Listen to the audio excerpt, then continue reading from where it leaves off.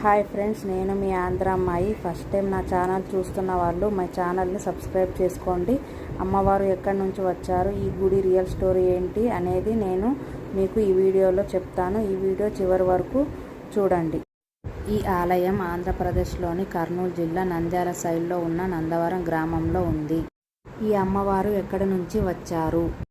పాతకాలంలో నందవరం ప్రాంతానికి చెందిన ఒక బ్రాహ్మణుడు కాశీకి వెళ్ళాడు. అక్కడ అతను అమ్మవారిని చాలా భక్తితో పూజించాడు. అతని భక్తి చూసి అమ్మవారు ప్రసన్నమైంది. అప్పుడు ఆ బ్రాహ్మణుడు ఇలా కోరాడు, అమ్మ, నువ్వు మా ఊరికి కూడా రావాలి, మా ప్రజలను కాపాడాలి.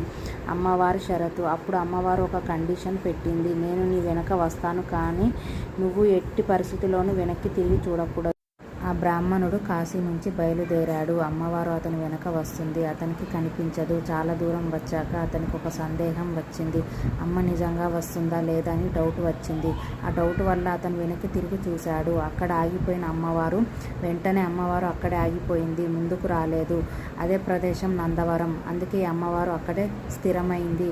ఆలయం ఎలా ఏర్పడింది, తర్వాత అక్కడ అమ్మవారిని ప్రతిష్ఠించింది, ఆలయం నిర్మించారు. అప్పటి నుంచి నందవరం చోడేశ్వరి దేవిగా ప్రసిద్ధి పొందింది. లొకేషన్ వచ్చేసి నంద్యాల సుమారు 30 నుంచి 40 కిలోమీటర్లు, కర్నూలు నుంచి సుమారు 80 కిలోమీటర్లు. కారు లేదా బస్ ద్వారా వెళ్ళొచ్చు. బస్సెస్ రెగ్యులర్గా ఉంటాయి. నంద్యాల నందవరం డైరెక్ట్ బస్సెస్ ఉంటాయి. కర్నూలు నందవరం బస్సెస్ కూడా దొరుకుతాయి. నందవరం స్టాప్ వద్ద దిగితే ఆలయం దగ్గరలోనే ఉంటుంది. ట్రైన్ ద్వారా nearest railway station Nandyal railway station. అక్కడ నుంచి బస్సు, ఆటో తీసుకోవచ్చు. 1 గంట లోపే చేరుకోవచ్చు.